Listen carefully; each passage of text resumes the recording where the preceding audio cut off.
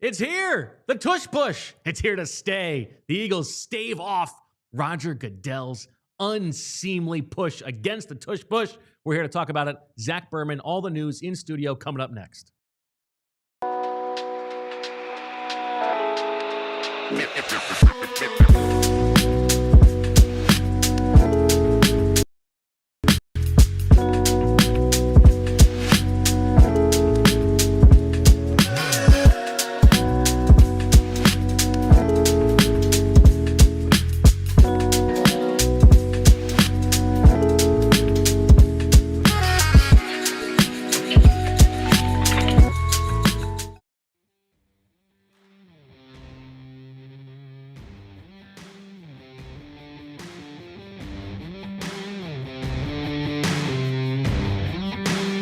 Hello, everybody, and welcome to the PHLY Eagles podcast presented by True Mark Financial on a day of celebration for America's butts. Zack Berman, Bo Wulf here to talk about the big news. The Philadelphia Eagles deny the denial of the Tush Push 22-10. They got just enough votes. Zack Berman, we got a lot to talk about. The Eagles, if this was kind of win-win, I do feel like, for the Eagles, because either they get to play sort of the victim and like the league has come after them and they get to have the chip on their shoulder, or they get to sort of still do that and have the play that they do better than anybody else. Well said. This is as much as I don't want to say poo-pooed the story. Look at you staying on it. All right. That this was the biggest story in the NFL today, right? Which we will have a conversation on because it is so silly that this was the story of the offseason. This play that, as A.J. Brown correctly described, is for one yard, and they run it like 2 or 3 times a game. Yeah, and because I'm probably influenced by talking to players and like they don't think it's that huge a deal, right? It's so crazy. And so, but it's has this fascination nationally, locally too. Obviously, I would imagine the name of the play has something to do with it, but it's more polarizing than I anticipated. And the crazy thing now is because it got passed by such a narrow margin, 2 votes, 22-10, the same score as that Eagles-Packers game, that because it was so narrow, now it's just the debate's going to continue, right? It's not, which is a little bit nauseating, but yes, yeah. And there's so many ways to go with this. Like I'm curious if the Eagles lean into it even more. Certainly, organizationally on like social media, they've been having fun with this. It's I think there have been more tweets about the Tush Push than Nick Sirianni's contract extension. Like that's the reality. And so. There's the Packers element to it, the other teams in the league, but my quick thing is that I don't think it's that consequential. I think that too much gets made about the Tush Push element of it, like pushing the quarterback, and not enough gets made about the offensive line and the quarterbacks a part of it. And what I mean by that is, if this was banned, I think the Eagles would have been similarly effective on quarterback sneaks. Yeah, I looked at the numbers this morning, and it's not perfect, but if you just segment to 1 or 2 yards to go on 3rd and 4th down, over the past 3 years, the Eagles are the most successful team at running those plays.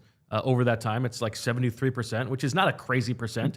So if you're just talking about the effectiveness of the play, obviously, I mean, I don't need to, this is preaching to the choir, but obviously this is not like a thing that needs to get litigated out because some team has an unfair advantage. The Eagles have gotten a little bit less successful at it over the past couple of years. They were 9th in the league on those plays last year, so down to 70%. Like, okay, so it's not a thing that affects competitiveness, right? They're not getting some kind of advantage. It's just that because of Nick Sirianni's like fanatical dedication to this play, they spend more time on it, and that's why they're more effective at it. But to your point, like, Carson Wentz was really good at quarterback sneaks. Exactly. When they still had a very good offensive line, and Jeff Stoutland was the offensive coordinator, or the offensive line coach. I agree with you. I don't think that if this play got banned, it would really affect the Eagles' success on those plays. So then it comes to, okay, do you believe that this is a health thing? And we have heard some, behind the scenes whispers that like there's some concern that this could lead to a grave injury and it would be to a quarterback, and that is the league's worst nightmare. But obviously, you can't just do that based on like theory. Sure. They've run this play enough that, as Jeffrey Lurie said at the owners' meetings, like, it's one of the safest plays in football. Like, nobody's getting hurt. They're so close together. So I don't know. We will get to how embarrassing this is for Roger Goodell later on. We will get to what you think the Eagles will do next here and a lot of other things. But from a what happens next standpoint, are we done now until the season? Is there another time that this could get voted on, or it's tabled until next offseason? Yeah, this is it until next offseason. So this could very well come up at the same time period next offseason. Competition committee at the combine, owners meetings vote, then spring meeting vote, which is where they are right now. But from now until the season, nothing changes in that regard. Okay, so let's sort of set the scene on how we think this all played out today. Yeah. Tell us first about, these are not the owners' meetings that you and I go to sometimes in the offseason. This is a separate thing. What is the purpose of this meeting? What is sort of the media atmosphere there? What are they talking about? How does this begin?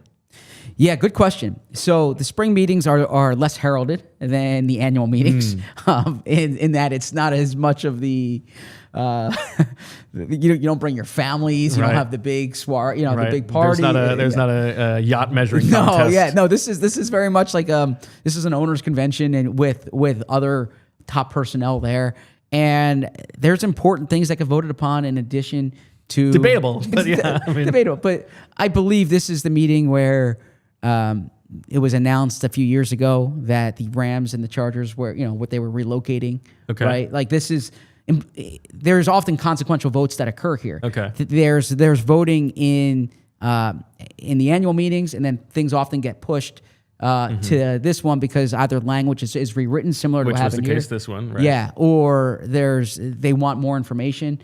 And there's stuff here too that was tabled. Like, I thought Professor Selman on Friday's show did a great job discussing the reseeding and the playoff changes that actually got tabled.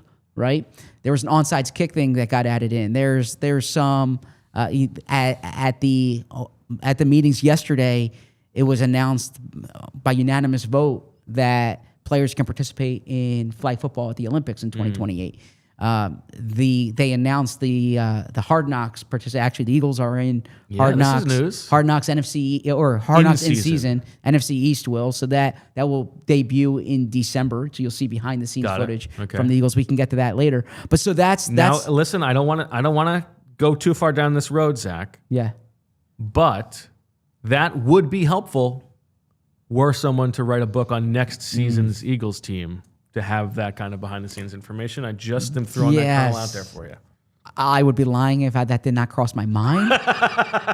But I made a vow that there will be no book next offseason. And so there will be no book next offseason. Unless... no, I'm joking. Listen, you know... So other people could change their mind too. True. So to set the scene, the owners are there. As we've seen from photos and from footage. The Eagles had John Ferrari there, the assistant general manager. Jason Kelce made an appearance today. He was part of the Eagles. He was part of the Eagles pitch. So the background there, and Jason talked about this on his podcast. You might have heard of it. It's called New Heights. Yeah, never heard. They can take some lessons from us then, I suppose. Sure. No. Jason's comments were kind of used as supporting evidence of the problem of the play. I think he made a joke about how much it stinks to be on the bottom of the pile. Right. And so I think that was presented by Bills owner Terry Pagula as like evidence that they should get this out of the game. And so Jason wanted to kind of set the record straight. And I was listening to him on his show, and he's like, if all I had to do was tush pushes, I would play again right now. He's like, that'd be fine with me, right? It's probably easier than blocking Dexter Lawrence. Right. And so he was according to reports there, and multiple reporters I respect, Diana Rossini, Jory Epstein, there are a lot of people there talking about how Kelce really kind of talked about the strategy behind the play. Jeffrey Lurie in his comments talked a lot about the health and safety component of it. As you referenced, at the owners' meetings, Jeffrey said that if there was any health and safety concerns, the Eagles would push to have the play out of it. They wouldn't push to keep it in the league. He said the quarterback sneak is they don't want their quarterback to get hurt. Yeah, he said the quarterback sneak is an unhealthier play than the quarterback push play. So that's the Eagles' position. There's certainly not enough data that points to this being an unhealthy play. And like you mentioned, that there's the hypothetical, but Jeffrey said you can't legislate against that. So Jeffrey spoke up. It was reported for 30 minutes today. Nick Sirianni spoke, I'm sorry, Jason Kelce spoke as well. And then John Ferrari, the Eagles' assistant GM, like I said, he also was part of the presentation. I want to ask you about Ferrari because you've mentioned him, and I think in these league settings, he is a little bit of their secret weapon. He used to work for the league, so there's some connections there. There's also some understanding of like the way that things move and the way that you're able to get people on your side. So tell me a little bit about John Ferrari and what his role would have been here. Yeah, great question. I'm glad you brought that up because, like you mentioned, used to work for the league in on like the rules side of it, the administrative side of it. So a legitimate expert on league rules, league protocols, league bylaws. That's important to have in the front office. He's kind of grown in his role with the Eagles. So he's up to assistant GM. So Howie's number 2 along with Al Calby, and he really deals with the administrative aspect of it. So every type of rule interpretation, how things are written, dealing with the competition committee.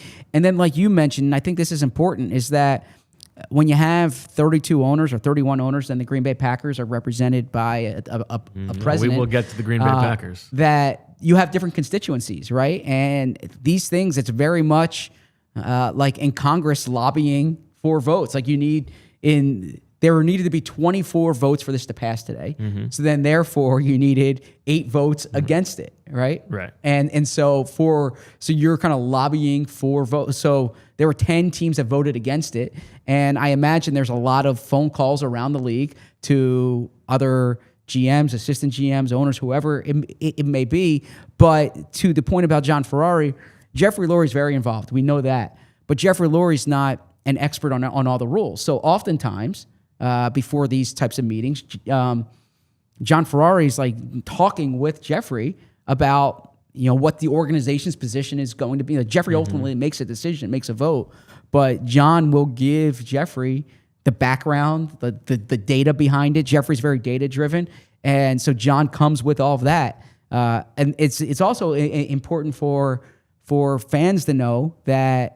Like when you think of general manager, you think so much of picking the players, but so much of it's the administrative side of it. So things, even on game day, when you're looking at the use of data, like John Ferrari's involved in that, whether to challenge a play. Our understanding is he's the one in Nick's ear for 4th down decisions and stuff, right? Exactly, but even like challenging a play, like his interpretation of that. Anecdotally, the Eagles have officials at practice. And John Ferrari's talking to the officials. Right. And so there will be times when John Ferrari's signaling the touchdown or signaling out of bounds. And so it's a pivotal role.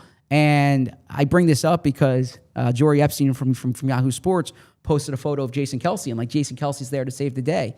And look, Jason Kelce obviously was a part of this, but the person Jason's talking to in that photo is John Ferrari. And John Ferrari wouldn't be in the room at that meeting unless he was playing an important role.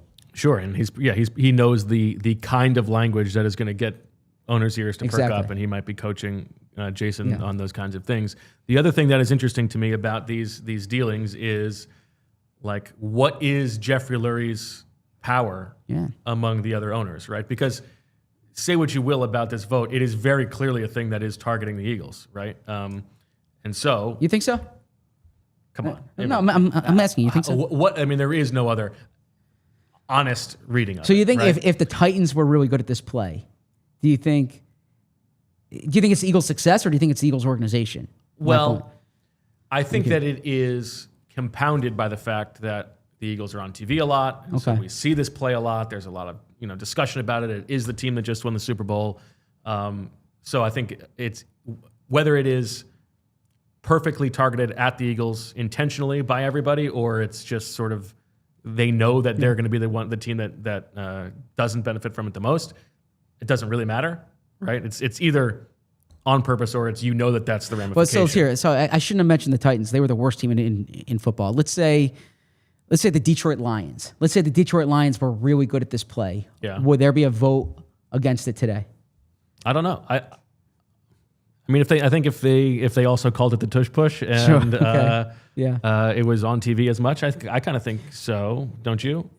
Yeah, and so if I can just do like a brief 90-second aside here, because this has been fascinating for us to cover. Credit to Kaylin Kale, our former colleague. She did a big piece on this. It has been fascinating, but I am also a little bit, not a little bit. I am a lot tired of having to talk. Yeah. No, but like, so this whole show, this is all tush push. Yeah. After this, can we put it to bed, please? Fair. But 2022, this was like a novelty, right? And that's my point. So Nick Sirianni explained he did a version of this in Indianapolis. Andrew Luck was injured. Andrew Luck was coming off an injury, so they bring Jacoby Brissett in for these quarterback sneaks. With the Eagles, he gets to Philly. He motions Dallas Goedert into the backfield. They have a 4th and 1 against Detroit, week 1 of the 2022 season. It's a 3-point game. They're at the 40-yard line. The Eagles decide to go for the quarterback sneak to try to seal the game. They convert that. Nick Sirianni says, this is going to be an important play for us. We need to continue to dress it up. And it kind of evolved from there. 2022, the Eagles very much leaned into this play. Nick Sirianni had a quote that he views every series as 1st and 9, right? Like that was his quote. This was like viewed as like the strategic advantage for the Eagles.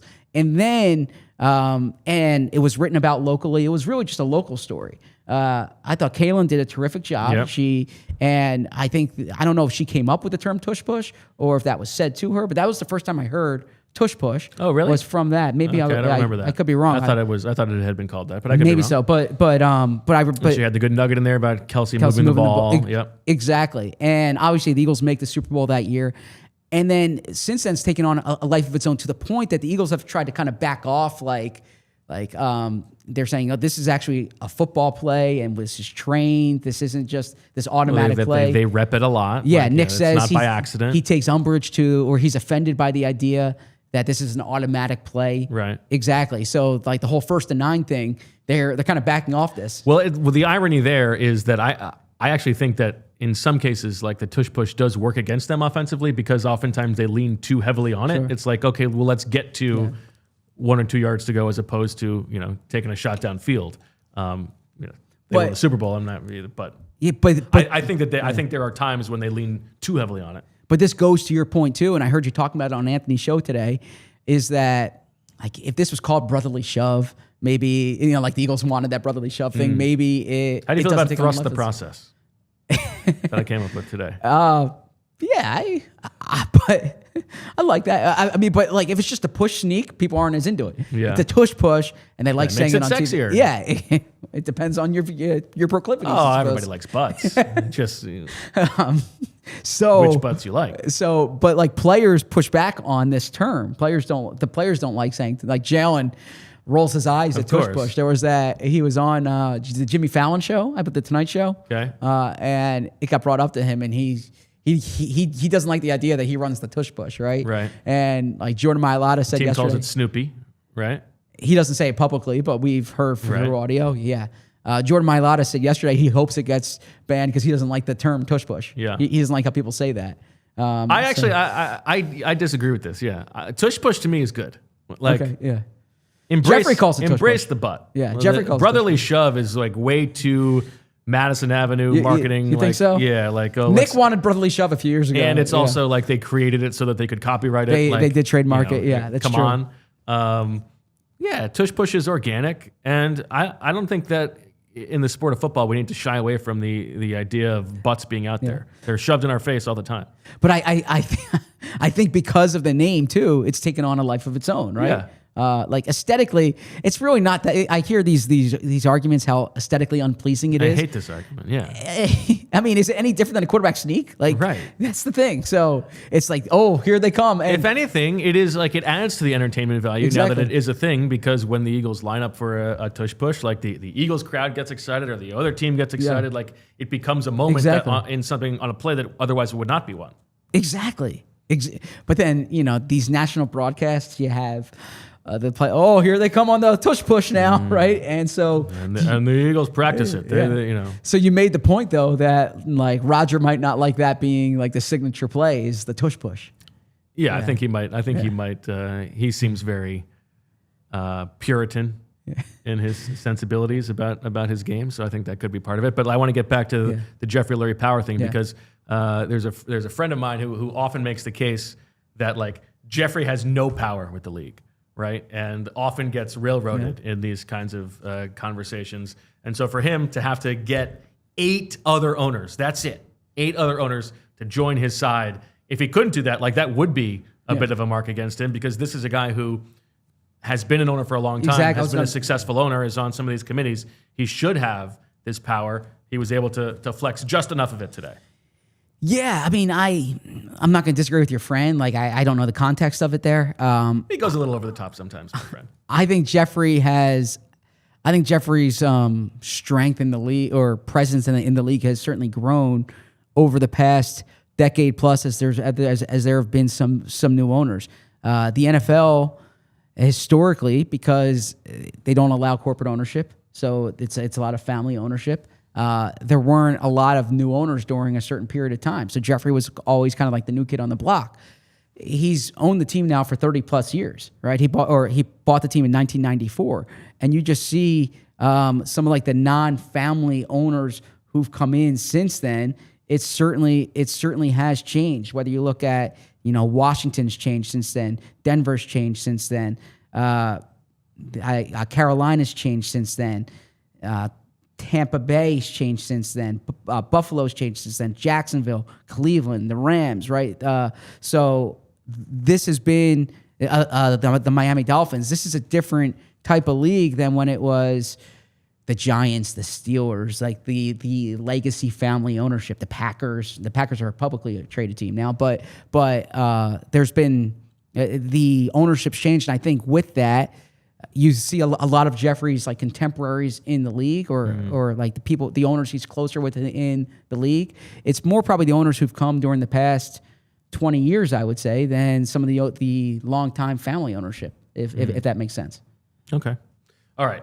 I want to take a break. On the other side, you have the list of all 10 teams who voted in support of the Eagles. I guess 9 other teams besides the Eagles. I've seen a couple of them, but I don't know all of them. I want to react to that on the other side and see if we can figure out any little connections between those teams. And then we're going to talk about the Packers. Are they enemy number 1 for the Eagles now? We're going to talk about Roger Goodell's embarrassing, emasculating day and much more to come on the PHLY Eagles podcast. Mando! Time to talk about Mando. You know what Mando is? Mando is a men's deodorant brand that is hyper-focused on keeping every aspect of a man's body smelling fresh and clean. And we're not talking about the pits, although the pits are part of it. We're also talking about belly buttons. We're talking about balls. We're talking about grundles. And, importantly today, we're talking about butts. The scents at Mando are geared toward men with options like bourbon leather, Clover Woods, Mount Fuji, and Pro Sport. This is a whole body deodorant, safe to use on your body. Pits, balls, thigh folds, belly buttons, butt cracks, and feet. Created by a doctor who saw firsthand how normal body odor was being misdiagnosed and mistreated. Mando clinically proven to block odor all day and control odor for up to 72 hours. All products are baking soda free and paraben free. It's clinically proven to control odor better than a shower with soap alone. 12 hours after a shower, the average man's grundle odor level was a 5 out of 10. With Mando, the average grundle odor level is a 0 out of 10. So, get yourself some Mando with the Mando Starter Pack, which is perfect for new customers. It comes with a solid stick deodorant, cream tube deodorant, and 2 free products of your choice, like the mini body wash and deodorant wipes. It also comes with free shipping. As a special offer for listeners, new customers, get $5 off a starter pack with our exclusive code. That's PHLY at shopmando.com. That equates to over 40% off your starter pack. SHOPMANDO.com. Please support our show and tell them that we sent you. Smell fresher, stay drier, and boost your confidence from head to toe with Mando. Everybody's looking for that home advantage. Maybe the tush push gives it to you. Maybe your crowd gives it to you. You get that home court, home field, home ice advantage I'm wondering about the home floor advantage. That's what Empire Today gives you. When you go to Empire Today, they're flooring experts. They're dedicated flooring professionals who focus on flooring every single day. We've all been to these big box stores, right? And I know I'm guilty of going around the aisles, trying to act like I know what I'm looking at so I'm not embarrassed. I pick out a product, I haul it home, and then I'm like, what do I do now? Okay?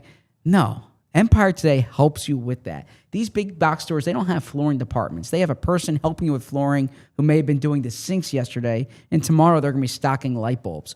Empire Today is your best bet for a new floor. They live and breathe flooring, and they will help you every step of the way. I mentioned how I go home, I don't know what to do. Well, you know what? Empire Today takes over the process for you. Pick the right flooring and the right colors for your space. See how it looks with your furniture in your house. That's convenience that is unmatched. Get precise measurements taken and have all your questions answered so there are no surprises. With Empire Today, you get clear, upfront, and all-inclusive pricing. Plus, you can schedule installation as soon as the next day. Nobody likes to wait. Schedule a free in-home estimate today because some things are just better at home. PHLY listeners and viewers can receive a $350 discount by using promo code PHLY. Yes, you heard that right. A $350 discount with code PHLY. Restrictions apply. Visit EmpireToday.com/PHLY for full details. We've told you about our friend Art of Words, where he puts together these really beautiful pieces of artwork that include little Easter egg words all over the place that connect to the picture. You know, it's like a bunch of Eagles words making Lincoln Financial Field, or Phillies words making the bank, all that fun stuff. You can check that out at artofwords.com. But in conjunction with that, we've got to give you our word of the day. There's no doubt this is the easiest one we'll ever have. The word of the day is tush. Not push. Tush. Tush. Tush. Okay. Because everyone likes to tush, you said? Yeah. Okay. Don't you think? Staying away from that. I don't want to drop there. So. Well, that's a different tush situation. It's a good word. And I'm a big fan of word of the day. I'm a big fan of the tush. We appreciate that. Okay.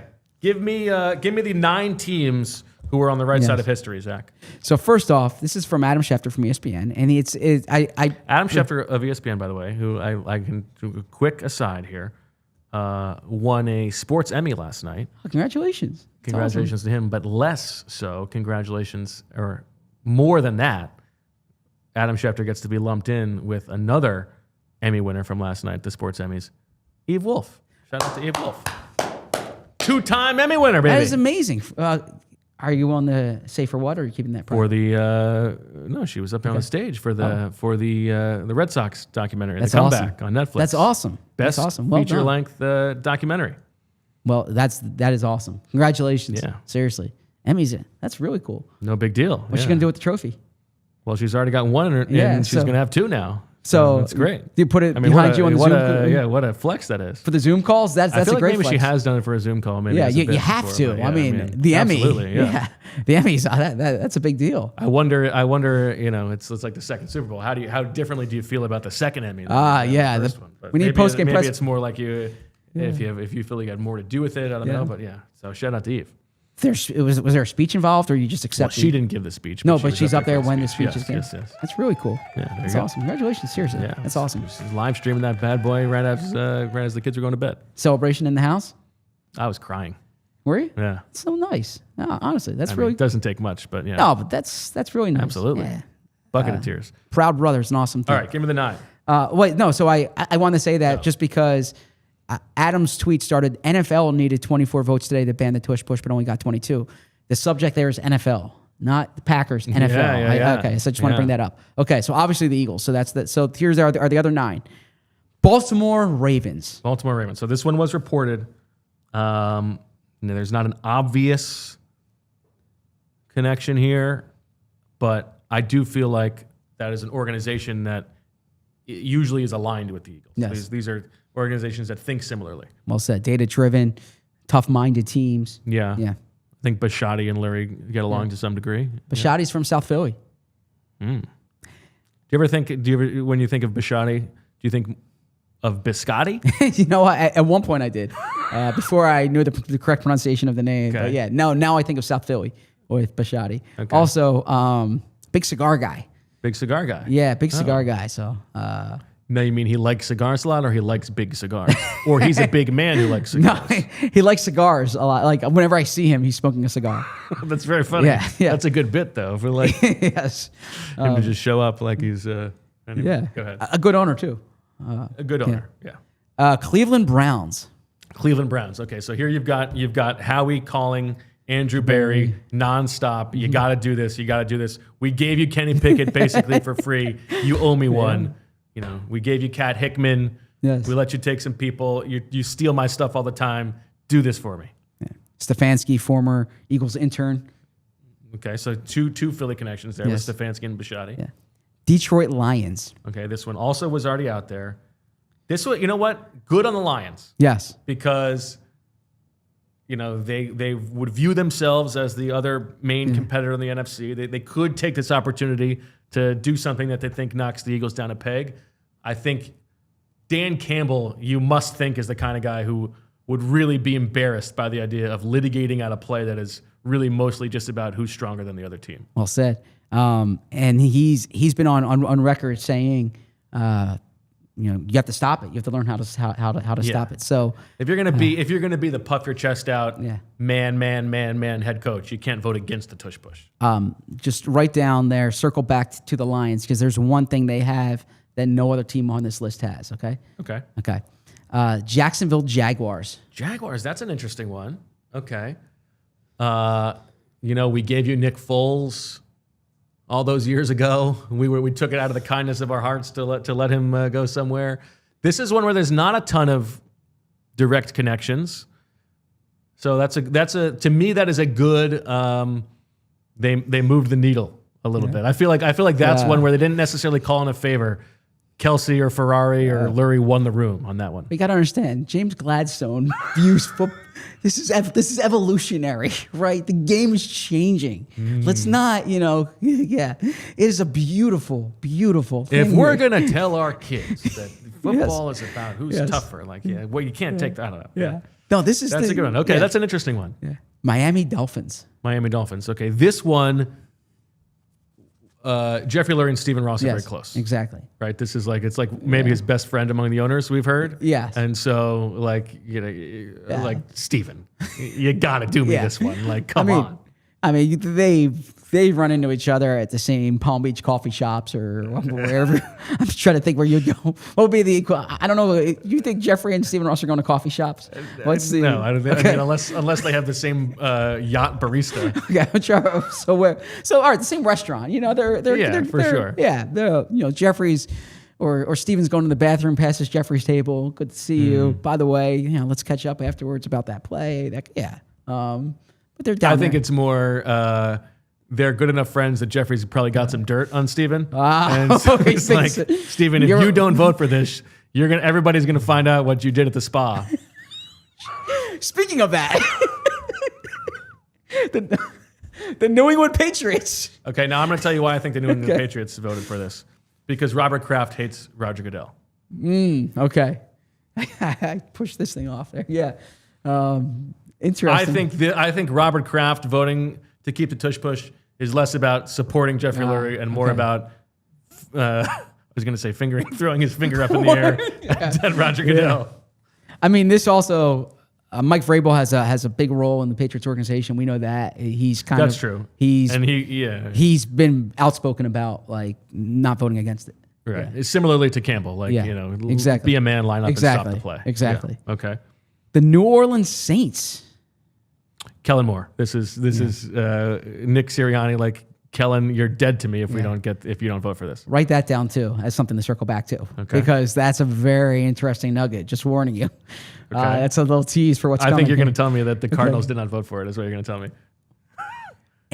Cardinals really? Yes, really? Yes. Okay, interesting. Just wait till you get to that. Okay. The New York Jets. New York Jets. Trying to think of the connection here. Yeah, I mean, this is like thank you for Elijah Riley. Yeah. Aaron Glenn is coming from the Dan Campbell thing. Line up and stop it. He's a former defensive player. Yeah, this is another one where maybe I'm going to give him credit for winning over the room here because it's not an easy connection. And yeah, I could see that one. Maybe they want to use it with Justin Fields this year. Maybe. The Tennessee Titans. Oh, after you threw them under the bus for how well they run the team. Yeah, I mean, this one, the Eagles deserve a lot of credit because the way that, they sort of cucked that organization by taking A.J. Brown away and then getting the general manager fired, for them to still support the Eagles tells you they made a compelling argument. Well, I'm going to ask you a little life question here, okay? Who do you consider close? Well, I mean, who would you consider closer with? And then I won't take this personally, okay? Someone who you've worked with or someone who's an usher in your wedding? It depends. Okay. Well, I mean, ushers, okay. Or, yeah, it depends. I bring this up because we talk about Nick Sirianni with Kellen Moore and Jonathan Gannon and Shane Steichen. Tennessee Titans general manager Mike Borgonzi, an usher in Nick Sirianni's wedding. Oh, well, that's a good one then. Yeah. So, and I think maybe he called in that favor. Yeah. That's a good one. Yeah, maybe so. I tell you what, I don't think, in fact, I know that there is not another Eagles podcast live right now talking about the Tush Push and giving you the info that Mike Borgonzi was an usher at Nick Sirianni's wedding. That is Zach Berman's superpower. We are lucky to have you. So I appreciate that. So those are the teams. So let's go to the second part. Let's not go to the Lions first. The second thing, not among this, the Arizona Cardinals and the Indianapolis Colts. Yeah, Nick is going to have to be pissed. The statute of limitations has that expired? Those guys said, Shane especially, said at the owners' meeting, said like he's got Nick's back. Well, a few things there. Maybe Shane doesn't have the clout in that organization. Yeah. Maybe that's Irsay's. I mean, Irsay's voting for whoever gave him the last bump. I mean,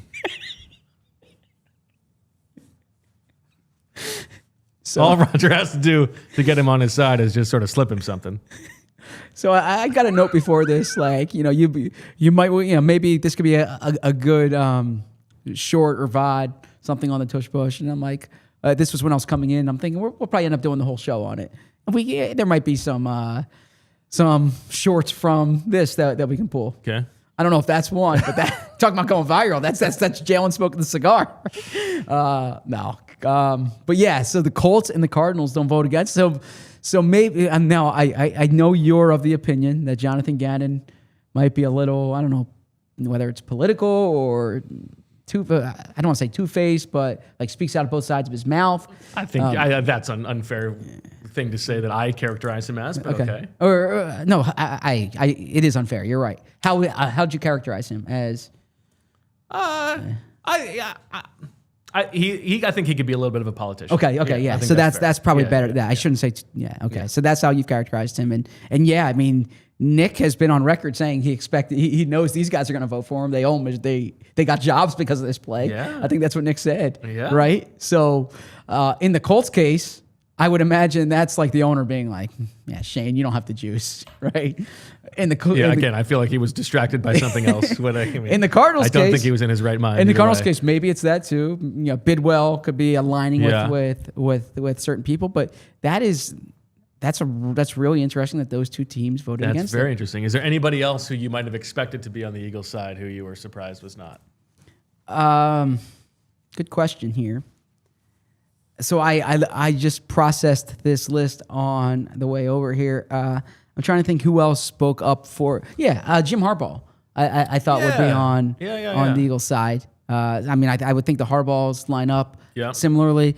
Also, Jim and Mike Vrabel. Jim Harbaugh and Mike Vrabel both had similar responses to at the owners' meetings, like the ambiguity of the language. And I really don't think that they cleaned up the language enough. So that's one that surprises me a bit. The other one I would say is I'm a little bit surprised at Carolina, because I think David Tepper is trying to fashion himself as a Lurie and has we know that he's made direct contact about wanting to learn stuff from him. Yeah. So for him to thumb his nose or his big brass balls in this case, it was a little bit of a surprise. Want another Usher note? I do. Brandt Tillis from the Carolina Panthers. They're their cap guy, but he had a big role in the organization.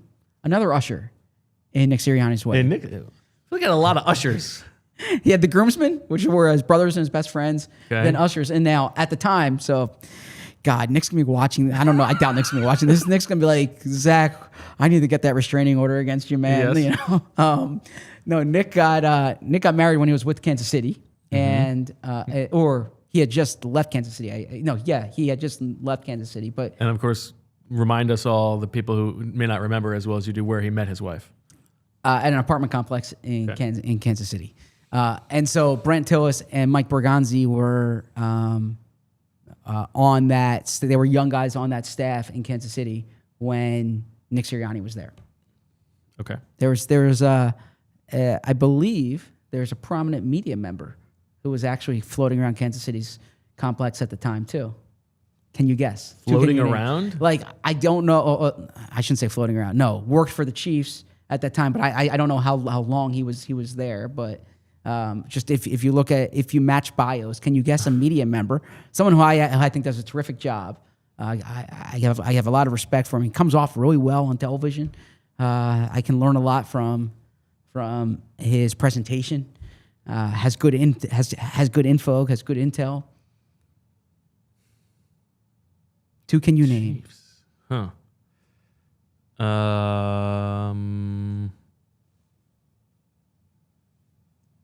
No. Field Yates. Oh, okay. Yeah. Interesting. And so the Lions note here is... so that's my other circle back. Of these 10 teams, so the 9 other teams, the Lions are the only one that are playing the Eagles this season. Oh, that's a good note. So all these other teams were like, right, get this out. We don't want to defend it this year. The Lions are like, you know what? We're going to, we're going to try to line up and Good for the Lions. Exactly. Good for the Lions. Yeah. I think they deserve a moderate amount of credit. Nothing crazy. Fran notes in the chat that Field Yates is your second favorite draft guy after Dan Brugler. Fran Duffy is my favorite draft guy. No doubt about it. All right. Good rundown. I think that is all very interesting. We're going to talk about, on the other side, how the Eagles respond to this, we think, and the difficult day for Roger Goodell because the pie is on his face. Right after these words from our sponsors. All right, we start with our friends at Glatt Hair Restoration. If your hairline's been slipping and you're thinking about doing something about it, listen up. Hair transplants aren't just cosmetic, they are real surgery. And if you're considering flying overseas to save a buck, think again.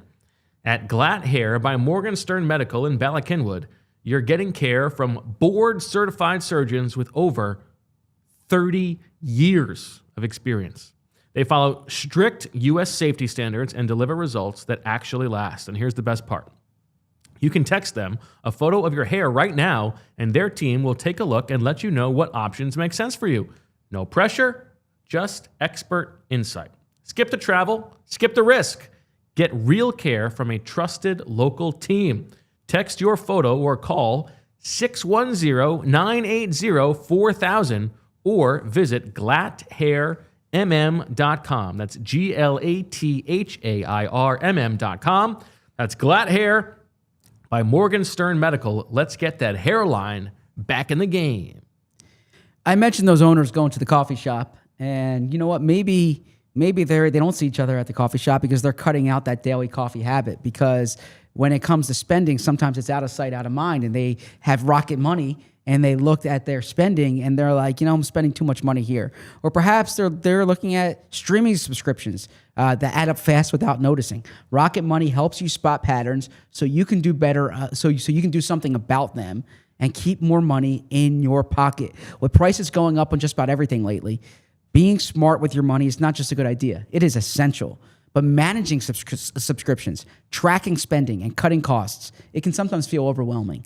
Lucky for you, Rocket Money takes the guesswork out of it so you can easily make smart decisions. Rocket Money is a personal finance app that helps find and cancel your unwanted subscriptions. It monitors your spending, and it helps you lower your bills so you can keep growing. Rocket Money will even try to negotiate lower bills for you. They automatically scan your bills to find opportunities to save. Then you can ask them to negotiate them for you. They'll deal with customer service so you don't have to. And you get alerts if bills increase in price. That's unusual if there's unusual spending activity or if you're close to going over budget. Rocket Money has over 5 million users and has saved a total of $500 million in canceled subscriptions, saving members up to $740 a year when they use all of the app's premium features. Cancel your unwanted subscriptions and reach your financial goals faster with Rocket Money. Download the Rocket Money app and enter our show name, PHLY, Philadelphia Eagles Podcast, in the survey so they know we sent you. Don't wait. Download the Rocket Money app and tell them you heard about them from our show. And I think we can all agree that while the Eagles' trip to Green Bay to play on Monday Night Football was already a spicy proposition, it is only going to be more delicious now. And so, if you want to join us at PHLY and the good folks at Philly Sports Trips at the game Monday night, Eagles, Packers, just running the tush push every single play, shoving it down Mark Murphy's throat, you can be there if you win the sweepstakes. Here's what you need to do. allphly.com/PSTFanSweeps. One lucky winner is going to get 2 tickets to the game, to go on the plane to Green Bay. You stay in the hotel with the whole group. It's going to be fantastic. Now, it's flying from Philadelphia. You need to know that. Terms and conditions apply. Once again, visit allphly.com/PSTFanSweeps to enter. Check out Philly Sports Trips for the ultimate fan experience, including hassle-free travel packages to watch your favorite Philly teams on the road with everything from game tickets to tailgates, whether it's football, baseball, or beyond. Travel like a champion with the crew that bleeds Philly. Learn more at phillysportstrips.com. How do you feel, Zach, about the Packers in all of this? Do you think that, as far as Eagles fans are concerned, they are now enemy number one? Well, I was reading the chat earlier during an ad read, and it certainly sounds like there are fans who are very anti-Packers because of this. I think it is. Look, they put their neck out proposing it. I've read reports that because they don't have an owner per se, that they're doing it on behalf of the NFL. The NFL pushed them to do it because it's not as if like Jeffrey Lurie can be anti this owner. It doesn't create that type of friction that maybe if you feel like it's targeting the Eagles. So perhaps they were taking one for the team. I've also heard a theory that, as we said, Mark Murphy's out the door after this year. Maybe like his lasting legacy, or you do this and you have some type of cushy advisor. You think it's a tit for tat? Yeah, something like that. I've heard theories about that. Pathetic. Or it could just be that Packers management doesn't like to play.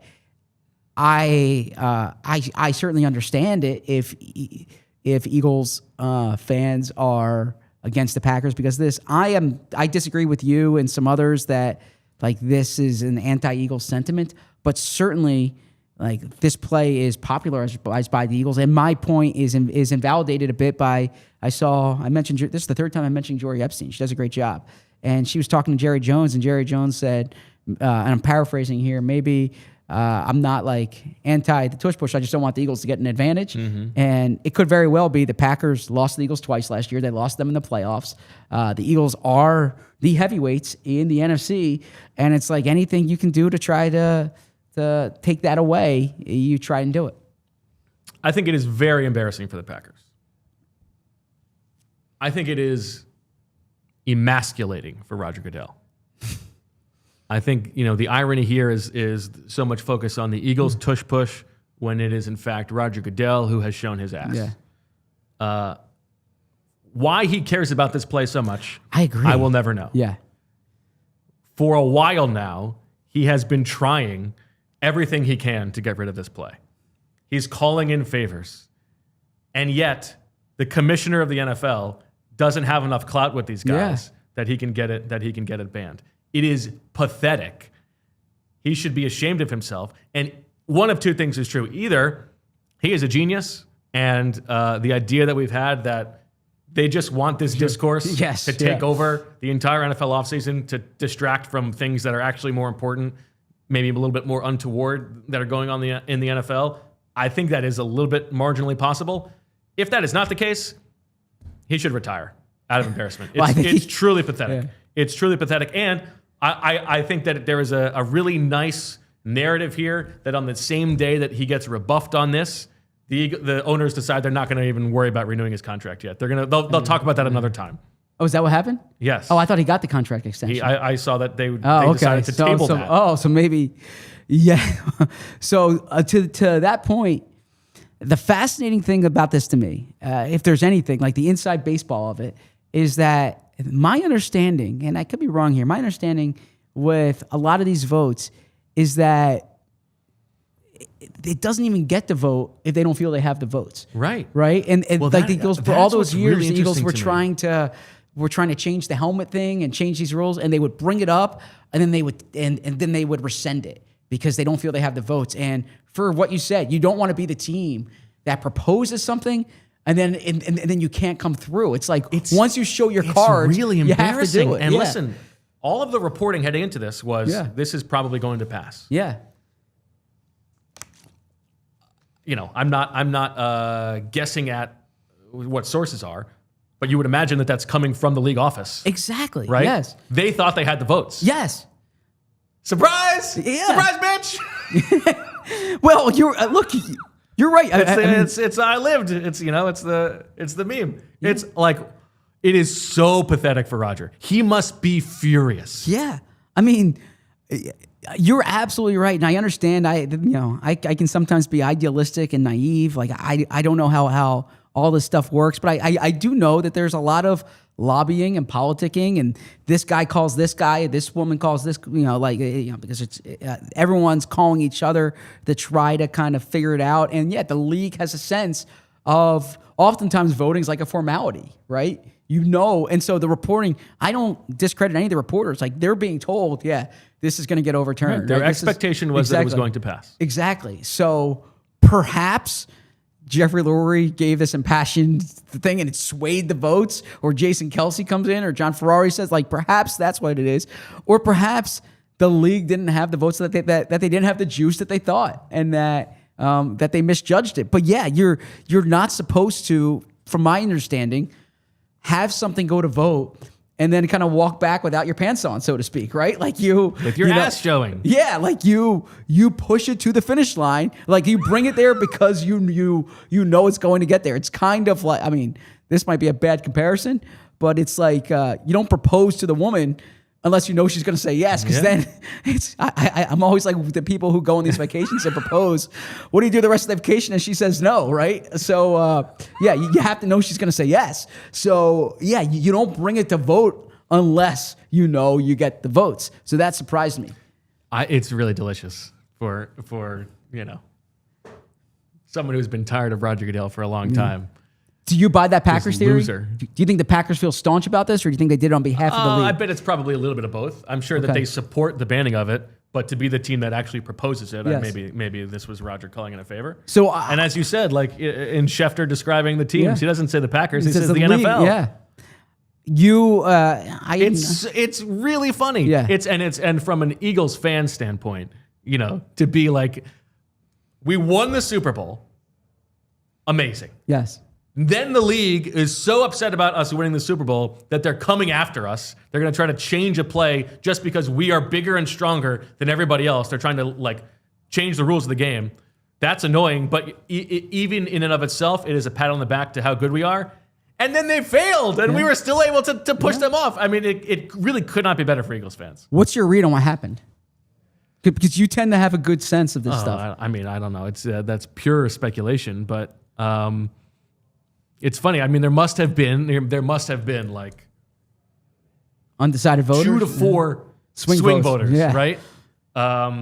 And maybe it's like real life, where they're just really dumb guys who aren't paying any attention and just read the last thing they said, and that's why Jason Kelce comes in the room. You want the last just the last whisper in their voice. I'm sure that some of these things are like called in favors a little bit. Sure. But what happened is that Roger Goodell was embarrassed in front of the whole league. Yeah, I mean, Roger's been like he made these media appearances at the draft where he was talking about things about this. It's not a football play, and like, I mean, usually when you're the commissioner, you're supposed to be Switzerland about this thing, right? Yeah. And the fact that he was saying that made me think that he was speaking on behalf of like 24 voters here that he had. So because he essentially works for 32 teams. Doesn't he have other things to worry about? Yeah. I mean, yes and no. Like if this is important to enough owners, it has to be important to him. I really don't believe it's important to owners. I believe it's important to him for a reason that I have not yet figured out. Yeah, I mean, I gotta say this. Like, I think he hates butts. He's anti-butts.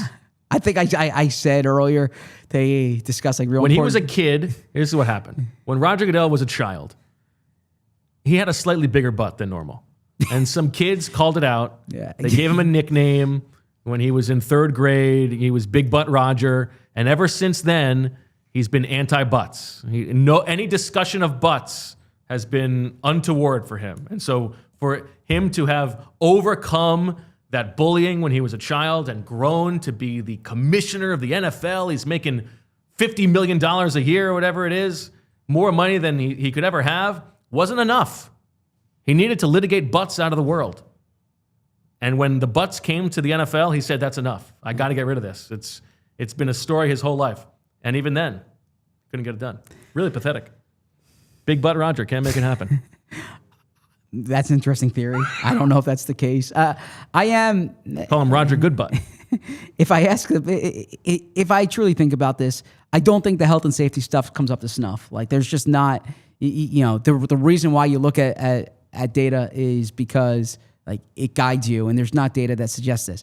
I think the reason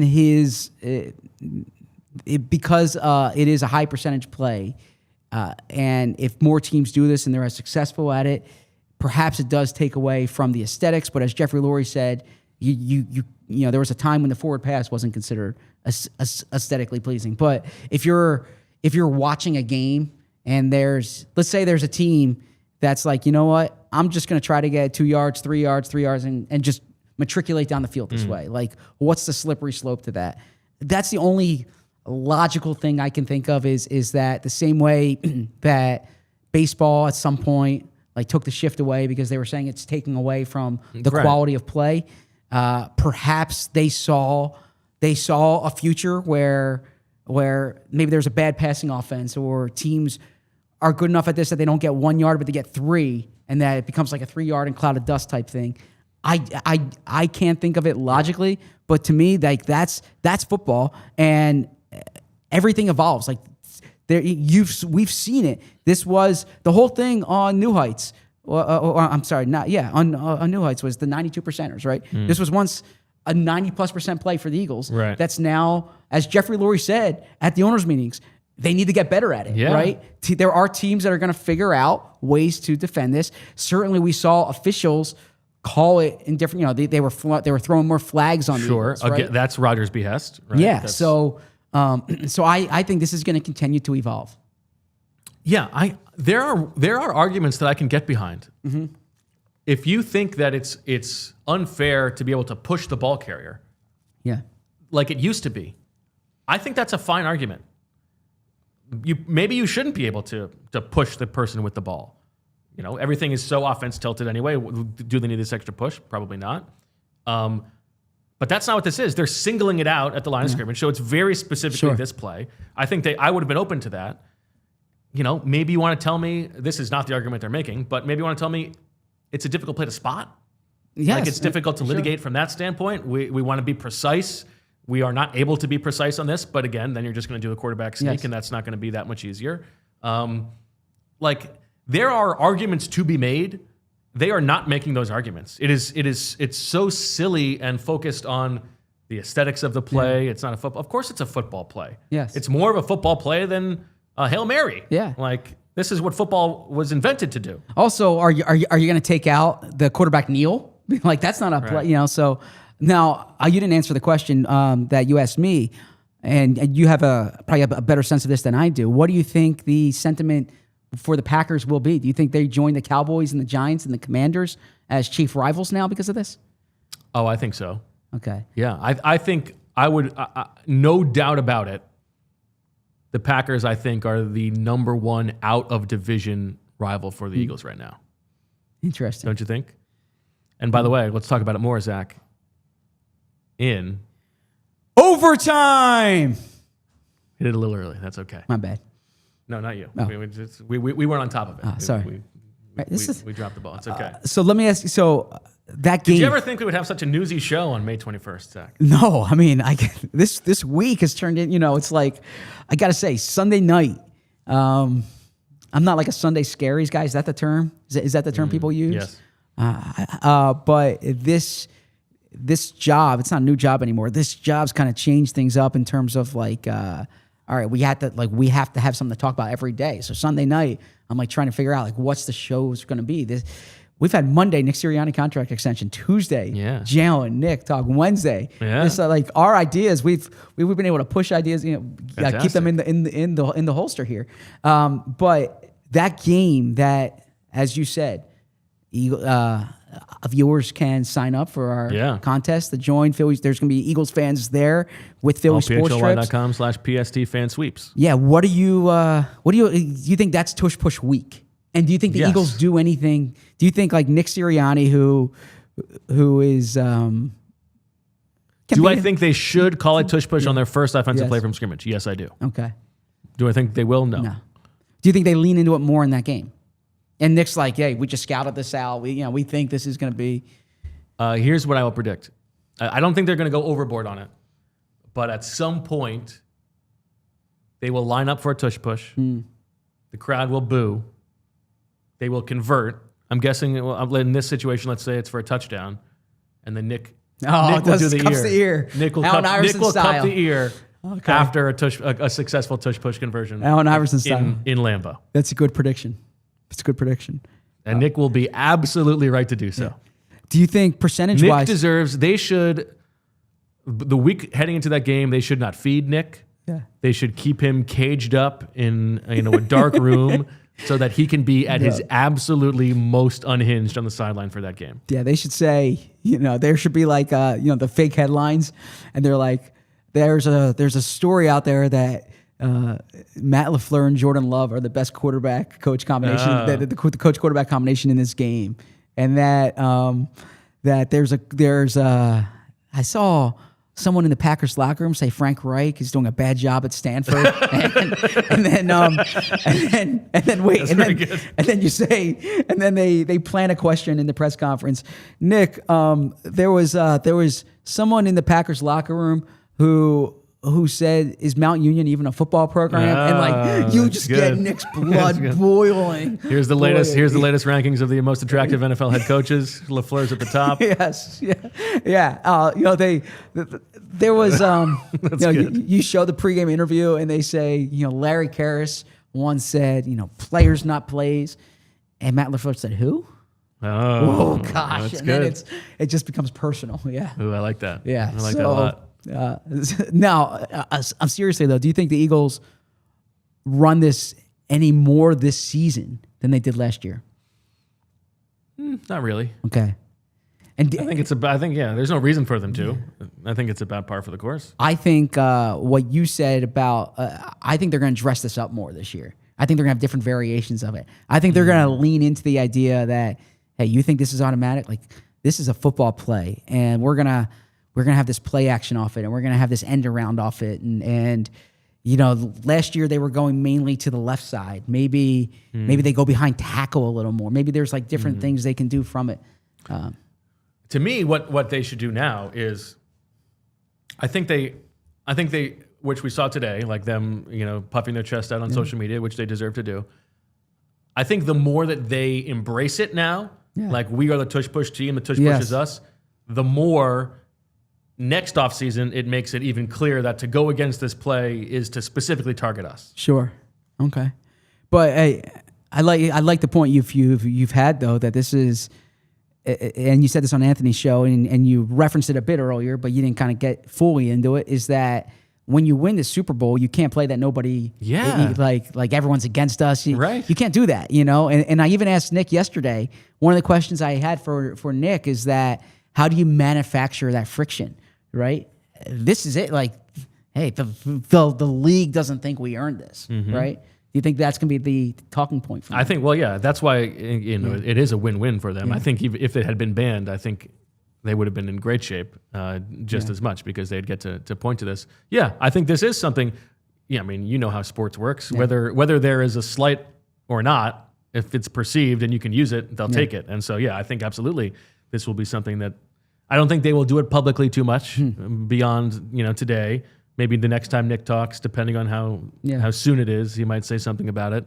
But I would be very surprised if behind the scenes it's not something that they're like, they don't think we're good enough without it. They're coming after us. Absolutely, they will use anything they can to make it us against them. And so Bo Wulf, who's never afraid to ask the pertinent questions. Someone asks the general, Nick, your reaction to the tush push not getting banned. Nick gives the, he says, how I feel about it, yada yada yada. And Bo chimes in from the left side and says, Nick, you said at the owners' meetings that you had 3 votes. Yeah. How do you feel about the Cardinals and Colts not voting? Yes. What's Nick's answer? He's going to smile and say, I don't want to talk about that. Yes. Yeah. But that's an important question. Yeah. That's an interesting one. Johnny Gans, what's Johnny Gans say? PHNX, if you're watching. Depends who he's talking to. Yeah. Yeah. Whatever they want to hear is the answer. Yes. Yeah. Super chats to get to from today's show. Claude Debussy says, too bad all these owners were not as highly coordinated as their puppet Sean McDermott thinks a certain group of hijackers were. Sean McDermott, that post aside, thank you for your contribution. Him celebrating 9/11 aside. Sean McDermott was a coach who was outspoken against this play. Yeah. Nick made a reference to, or was it Jeffrey who made a reference to the Bills? Tried running. No, Nick did. They tried running this in the AFC Championship game, right? The Bills ran this the second most of any team in the league last year. Yeah. What do you think, Sean McDermott? Do you think Sean McDermott leans into this? I mean, they have, in theory, they have a quarterback who can move a pocket, or who can move a pile rather. They have a big interior offensive line. Like, they should be good at this play. Yeah, I mean, they're going to keep running it. Yeah. I think they asked him that, like, if it doesn't get banned, will you stop running it? And he said no. His whole thing was health and safety. So he's like, but we're willing to put our $300 million quarterback on the line. Exactly. Yeah. I think it probably didn't mean as much to Sean McDermott as it did. Like, I think Sean McDermott was probably on the side of this getting banned. I don't think he's going to lose sleep over it. Yeah. I don't know that Rodgers is going to sleep for a week. I think Rodgers is going to sleep just fine. I think he's going to get that new contract. I don't know. He'll be good. This is summertime. I mean, listen, if you're an owner and you're thinking to yourself, does this guy deserve to be the commissioner? And you just saw him fail at what should have been an easy lift for him. I don't know. Why does that guy deserve $100 million a year? Yeah. That's that. I mean, in fairness, that is the easiest job in the world. Well, it's not the easiest job in the world, but it's not. It's dollar for dollar. It is the easiest job in the world. Not, I mean, look, you have. There is no one who makes as much money for doing as replaceable a job as Roger Goodell does. Yeah. Now, look, anybody you pick out on the street could be installed as NFL commissioner tomorrow, and the league would not change but a bit. Yeah, I mean, I think the challenge in that job is you're massaging a lot of egos, right? And and you know this even better than I do, or as well as I do, is that there's a lot of pettiness and a lot of like weird rivalries, and your job is to be you have to answer to 31 people who are why didn't you make me enough money this year? Yeah, and it's like a blank measuring contest sometimes too, right? Like let's use yacht measuring contest. Yeah, it's like everyone is and like everyone thinks they're slated, right? And with this, with that, you went to this game, this team got that schedule. You talked to you're closer with this person, and That's like I don't think, I can't speak for all the owners, but for some of them, like, humility is not like the guiding principle in how they operate, right? Yeah. And so you have to, I'm not saying that's like a hard thing, but that's a big part of that job is the people who decide your pay, you're managing them, right? So that's a big part of the job. I'm not defending Roger Goodell. I'm just saying like and the league's revenue has grown considerably, which is ultimately how he's judged. Polar Jam says ZB for NFL commish. I second that, and you know what would come right after that? Labor Day, the President's Day. Hey, that's what? Talk about a measuring contest. I'd have a substantive. Thing there. So I made a joke or not a joke. I said honestly that they vote on real honest things, like real important things here, and then they vote on some things that's like this is what you're spending your time on. Yeah. Okay. So also announced today was the NFL's instituting a new award. Yes. Oh, and the onside kick thing. Yeah, the onside kick, the 1 yard. You can. But the new award now is Protector of the Year, Offensive Lineman Award. Talk about being slated. Lane Johnson. I mean, and I really like, for full disclosure, I really like Lane. Lane's been awesome to cover. I think he might go down as one of the best players in Eagles, as the best player in Eagles history, perhaps, by the time his career's finished. But Lane is one who, like, he takes slights. Lane's going to go after this award with everything in his will. What do you think of the name? Protector of the Year. Because it makes it like it's just a pass blocking award. I agree. Yeah, why can't it just be Lineman of the Year? It's a good question. It's probably not as sexy, Protector of the Year. It's like, but yeah. But Lane's gonna go after this. But award, right? it feels like it's totally disregarding half the job. How do you think it's now? I imagine it's voted the same way. There's a panel of, same way the MVPs voted for. But I'm fascinated to see the criteria of those who vote on this. Yeah, I don't know. And then what's the onside kick thing? So anyone who's trailing now can announce an onside kick. It used to be during a certain period of the game, and it's 1 yard back. It's from the 34-yard line, I believe, instead of the 35. So that's the. I still think the proposal that the Eagles had is what they should do. You should have a 4th and 25, or was it 4th and 20, 4th and 30? No, I thought it was 14 or something like that. I thought it was less than 20. Oh, I think it was more than that. I could be wrong. I'll look it up. But I think an offensive play on 4th down will be a good way to go. Let's see what it was. Yeah, that adds excitement to the game.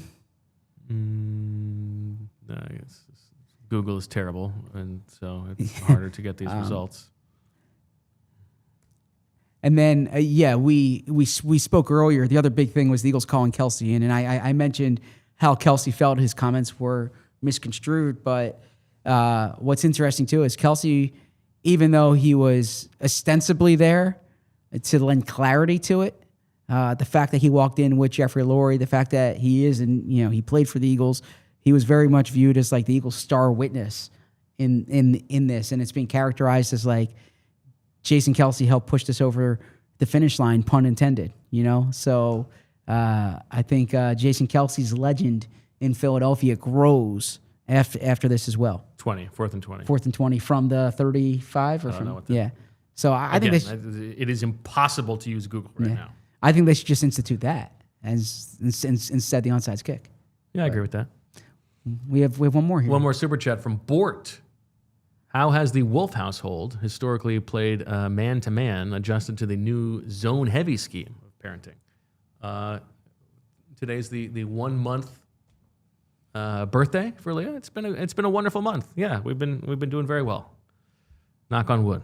All systems go. It's been great. I could ask more specifics, but I don't know. It's been wonderful. It's awesome. Yeah. What's new in your neck of the woods? Long baseball game last night. I'm an assistant coaching Reed's team, and I feel bad. I've missed. Oh, that is an interesting new color to you leaving the game early for the Brandon Graham book signing. Yeah. I didn't know you were also a coach, assistant coach, and I've missed a lot. I've missed too many games this year, but that was I promised Reed and my nephew that they would go, and look, that's an awesome experience. And Brandon, by the way, I went to the book signing. Brandon was so gracious and like it's incredible how nice he was to everyone. And my son is reading this book every night, like we almost memorize it, all the different letters. So highly recommended if you have a kid. 26 of them, I believe. What's that? 26, right? Yeah, no, but each letter stands for something. I know. So Z is zest. I don't want to give it all away. Ooh, zest. Yeah, Z stuff. What did they give? How about X? X Factor. Okay. Yeah. Again, I want you to read the book. I want people to read the book, but and I should say it's not just Brandon. Leslie Van Arsdale was the co-writer. She did a terrific job with it as well. Can I ask one more letter? Yes. Q. If you're doing a letter thing, those are going to be the tough ones to get. Yeah, I believe it was quiet, like how quiet time is really valuable to you. Oh, okay. You know, like a chance to think and gather your thoughts. That's good. Yeah. Not quiche. No. Or quail. No, he did not use quail. I know it wasn't quail. I think it was quiet. Anyways, the baseball last night, I'm trying to, well, curious your opinion. Let's hear it. How do you feel about like the kid pitch first? Because this is my point, and I could be wrong here. What are the rules in your league? Because the rules in our league are also a little bit bobo, I think. So the kid pitches, and the whole time. Yeah, well, it's like everyone changes pitchers every inning, right? But you're gonna have 6 pitchers. Yeah, but there's so there's no walks. If you have 4 balls, the coach comes in and pitches. Oh, interesting. Right? Yeah. Otherwise, there'd be a lot of walks. Yeah. But and then when the coach pitches, do they have to swing? Or you just? Well, no, they can strike out. So they can strike out normally with the kid pitcher, right? Or they can strike out with the coach pitcher as well. But control isn't like a hallmark at this age. Yeah. Right. But my point is, so this is 8-year-olds playing, okay? And like 7 and 8, right? It's 8 and under? 8 and 9, I think. Oh, okay, so it's okay. 8 and 9. Now Reed's 7. He plays an age up in this, but June birthday, that kind of thing. So again, I'm not like a participation trophy guy, so to speak. Yeah, we know that. But I do think that baseball in particular, you want the ball in play. You want people hitting the ball. You want people fielding the ball. You don't want it to be like just either a guy throws really hard and strikes him out, or So I'm more of an advocate at this age of either. I think, but I know some leagues do pitching machines. There's funding. That can be hard to do.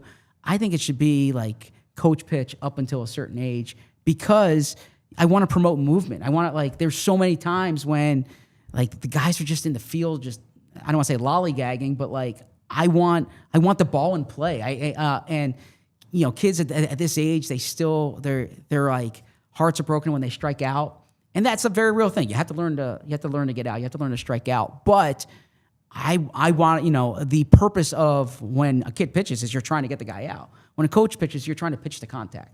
And I feel contact is so important to get the kids to love baseball, like to get so I really want like a push in at a certain, up until a certain age, promote contact, promote like fielding the ball, playing defense. Am I wrong there? Or no, you're totally right as far as I'm concerned. The only goal at this age for 7 and 8-year-olds should be to get them to like it enough to come back next year. Exactly. And if they are standing around the whole time, they are not going to like it as much. Okay, so we're on the same wavelength. It gets so boring. Yes. The league that Casey is in is machine pitch for 2 innings, kid pitch for 2 innings, then machine pitch for 2 innings. Which, if you're going to have the kids pitch, I think that's the right way to do it. You're only asking 2 kids to pitch. But when I don't want to do all the like when I was coming up, but this was the age they would have been coach pitch. Sure. I think my understanding is they went away from the coach pitch for liability reasons, because maybe coaches were not good enough and they were hitting kids, and like it's different if a kid hits a kid than if a coach hits a kid. Casey got hit by the machine. Like, the machine is terrible. Interesting. Okay. I haven't seen the machine pitch. Okay, that's interesting. The machine is, because they're not, for funding reasons, you're not getting like a good machine. Oh, yeah. And it's one of these little mechanical and things, sizes, right? Yeah. And so it is not consistent. Yeah. It comes in way too fast. Yeah. And so, like, the first 4 games of the year, there are like 3 balls in play the whole game. Yeah, okay. What is less, of course they're not going to have fun. Yeah. Now, as the season has gone on, there have been more balls in play. Sure. Everybody's having more fun. Everybody knows each other more. Yeah. But yeah, like, the only goal should be, let's have fun. Thank you. Like, Exactly. Come back next year. Like, love baseball. This is not the age where Yes. like you need to be arguing with umpires. No, so that's the other thing. Yeah. and like caring so much about the game that no one's ever changing positions. Yeah. So that's give the kids a chance to understand and have fun playing the game. So, all right, you and I are 100% in agreement here. And the other thing too, and this was a big thing that like I'm really trying to push. And again, like I don't want to overstep because A, I'm not the head coach, and B, I don't want to parent someone else's kids, right? But a real vexing thing to me is like when you complain about officials or referees. And so one byproduct of this is that because the kids know that if the pitcher throws 4 balls, the coach will come in and pitch, that some kids just are keeping the bat on their shoulder. So the rule in this league is against the machine, you can't walk. Okay. You get 6 pitches, and then essentially. You could strike out on 3 swings, but if the pitch, because the machine's so bad that sometimes it's like way over the kids. Over the weekend, 2 kids got hit in the head by the machine. That's bad. Like, yeah. What are we doing? But then when the kids pitch, you can walk. Yeah. Okay. So that's the only. So like some kids are just keeping the bat on their shoulder, waiting for the coach to come in, and then that even prolongs it. But so then the coach who's umpiring widens the strike zone to try to promote more swinging, right? Or there'll be a ball that's over the plate and the kids aren't. So then every kid, like there's never an actual strike that they don't swing at, right? They're always complaining about it. Now I'm trying to tell them like don't complain about the umps, don't complain about the refs, like all the time. You're playing against the other team, you're not playing against the ump, you're not playing against the ref. But I just feel at this age it's so important to love the sport, have fun out there, enjoy being part of a team, not like, like being out there for the right reasons is so important. Yeah. All right, good. Yeah. We're totally in the same wavelength. All right, good. Absolutely. All right. Good stuff. That was it. We had a nice newsy thing. Then we had a little overtime conversation at the end. Good stuff. Great episode on a Wednesday in May. We appreciate everybody sticking around and hanging out with us. Congratulations to everybody for the big butt news. And Roger, tough titties. Sorry for you, buddy. We will be back tomorrow, Thursday, 2 o'clock. I think we got a 4-hander again, which is very exciting. Fran will be in studio, the professor as well. I think Fran's going to join us on Friday too. So we got all kinds of fun stuff coming down the pike this week. We will talk to you tomorrow. Thank you to Bree for producing today. Thanks to TrueMark Financial. And as always, we love you. We all silly like the mayor.